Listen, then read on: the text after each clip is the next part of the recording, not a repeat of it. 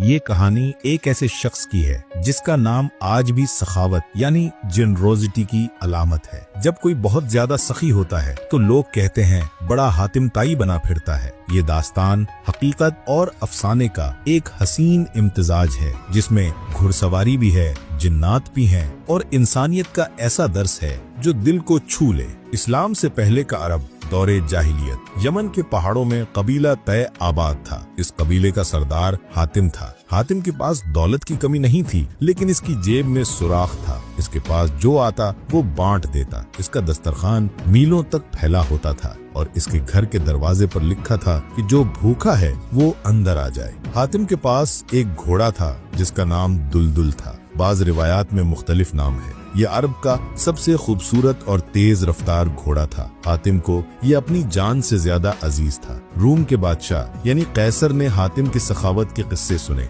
उसे यकीन नहीं आया। उसने सोचा मैं इसका इम्तिहान लेता हूँ। उसने अपना एक सफीर भेजा और कहा जाकर हातिम से उसका वो मशहूर घोड़ा मांग कर लाओ। अगर उसने दे दिया तो वो वाकई सखी है, वरना सब झूठ है। सफीर लंबा सफर करके रात के वक्त हातिम के खैमे पर पहुंचा। शदीद तूफानी बारिश हो रही थी। सर्दी और भूख का आलम था। हातिम ने मेहमान का शानदार इस्तकबाल किया, उसे गर्म बिस्तर दिया और खाने के लिए बेहतरीन भुना हुआ गोश्त पेश किया। खाने के बाद सफीर ने कहा, ए हातिम, मैं रूम के बादशाह का पैगाम लाया हूँ। वो आपका महबूब घोड़ा मांगते हैं। ये सुनते ही हातिम के चेहरे का रंग उड़ गया और वो अफसोस से हाथ मलने लगा। सफीर ने सोचा पकड़ा गया, ये घोड़ा नहीं देना चाहता। हातिम ने कहा, ए मेहमान, तुमने बताने में देर कर दी। शदीद बारिश थी, घर में खाने को कुछ नहीं था और भेड़ बकरियां चरने गई हुई थी। तेरी मेजबानी के लिए मैंने इसी घोड़े को ज़बह कर दिया और ये जो गोश्त तुमने अभी खाया ये इसी घोड़े का था। सफीर दंग रह गया।